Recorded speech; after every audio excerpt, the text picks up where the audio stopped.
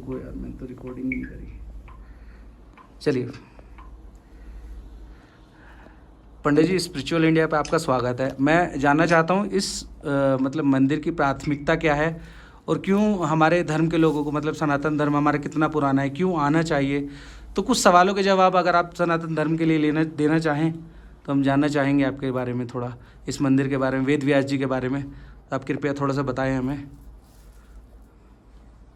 बोल बद्री विशाल भगवान की जय। वेद व्यास महाराज आज की जय। सुखदेव महाराज जी की जय। तो सबसे पहले जी ऐसे पुण्य धाम में आने का मौका हर किसी को नहीं मिलता है। जी वेद व्यासी का भागवत में स्पष्ट लिखा है कि भाग्योदयेन बहुजन्म समर्जितेनो सतसंगमं चलवते पुरुषो यदा वे अज्ञान हेतु कृत मोहमदांतकारम नासम विदाह्य ततो जयते विवेका।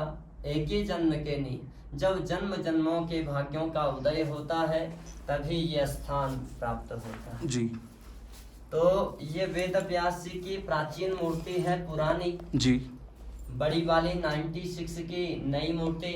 जी भगवान विष्णु, वेद व्यास जी के पुत्र सुखदेव मुनि, जी माधवाचार्य जी के शिष्य वल्लभाचार्य जी। जी तो वेद व्यास जी ने इसी पावन गुफा में बैठ करके हमारे जितने भी ग्रंथ, वेद, पुराण, शास्त्र, उपनिषद हैं, उन सब की रचना यहीं पे की।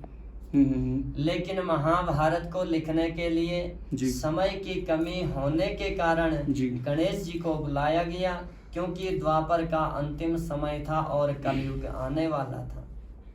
तो गणेश जी ने शर्त रखी कि श्रुते तत्प्राह विघ्नेषु यदि मे लेखनी क्षणम लिखते न उत्तिष्ठे तो तथा श्याम लेखको हम।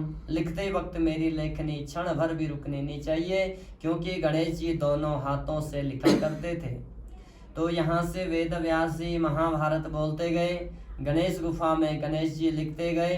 और महाभारत के बाद भी वेद व्यास जी को जब आत्म संतुष्टि नहीं हुई तो इस स्थान को छोड़ करके और उदास होकर के चले जाते हैं सरस्वती नदी के किनारे, और वहां पे जाकर के बैठ जाते हैं। नारद मुनि का आगमन होता।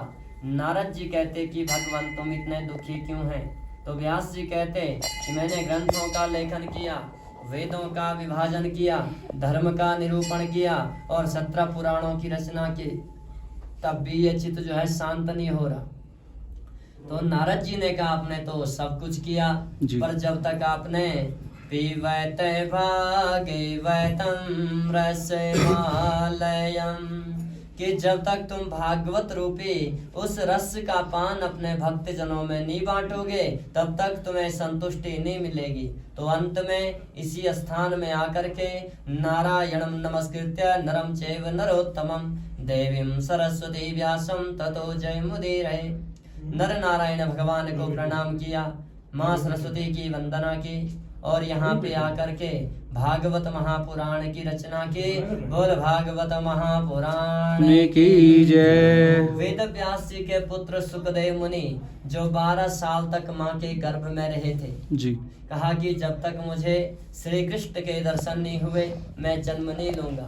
तो कैसे है वो आनंद कंद वृंदावन विहारी, जो भक्तों की मनोकामना को परिपूर्ण करने के लिए माँ के गर्भ में भी जाकर के दर्शन दे देते हैं। बोल माँ के बिहारी लाल की जय। और लास्ट में वल्लभाचार्य जी विराजमान हैं। ये छत्तीसगढ़ चंपारण से 500 साल पहले 11 वर्ष की उम्र में यहाँ पे आए थे, छत्तीसगढ़ चंपारण से।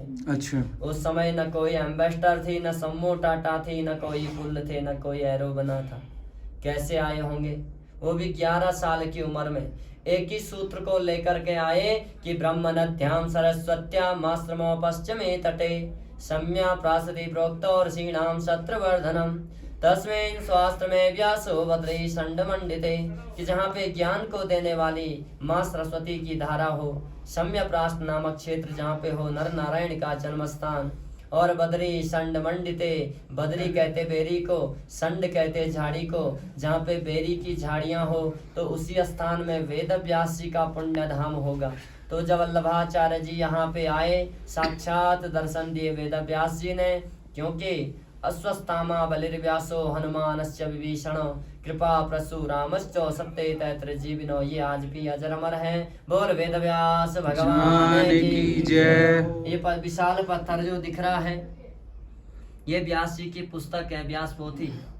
जिसको बाहर से देखोगे अलग अलग पन्ने स्पष्ट दिखाई देते हैं। तो यही विशाल शिला भोजपत्र थी द्वापर में। जब कलयुग आया तो पत्थर में अवतरित हुआ। अगर भोजपत्र रहता तो भक्त कंधे में उठा करके ले जाते और मार्केट में बेच देते।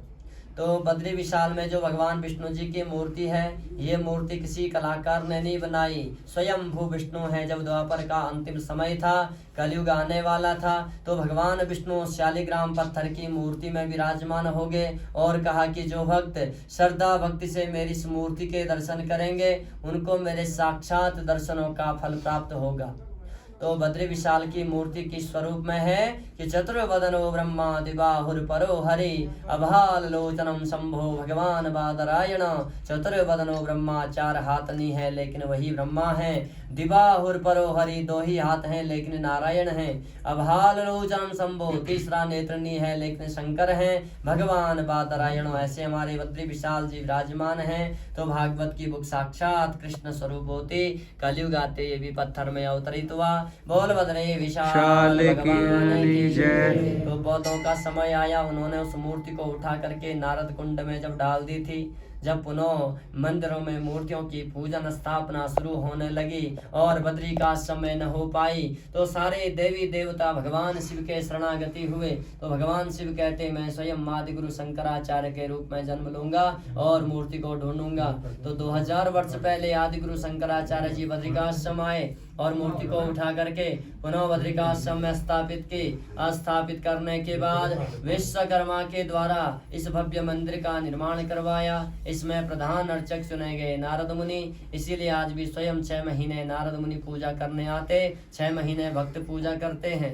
मंदिर की अखंड ज्योति 12 महीने जली रहती, 6 महीनों के बाद कपाट खुलते, ज्योति जली हुई मिलती है। बोल बद्री विशाल भगवान की जय। तो बहु निशंति तीर्थानि दिवी भूमो रसासु च, बद्री सत्य से तीर्थे न भूतो न भविष्यति। इस रसमय भू क्षेत्र में नाना प्रकार के पुण्य धाम हैं, पर जैसा पुण्य धाम ये बद्रिकाश्रम है, ऐसा न तो हुआ न कभी होगा, क्योंकि भगवान इन्हीं वेद मंत्रों के अधीन है। अगर आज ये वेद मंत्र न होते तो भगवान की आज पहचान भी दुर्लभ थी। बोल बद्री नारायण भगवान की जय। आप लोगों की यात्रा मंगलमय हो, मनोकामना परिपूर्ण हो, इसी प्रकार की भक्ति बनी रहे। भक्ति जब भोजन में प्रवेश करती है तो भोजन प्रसाद बन जाता है। भक्ति जब घर में प्रवेश करती है, घर मंदिर बन जाता है। और भक्ति जब पानी में प्रवेश करती है, वो पानी भी चरणामृत बन जाता है। बोल बद्री नारायण भगवान की जय।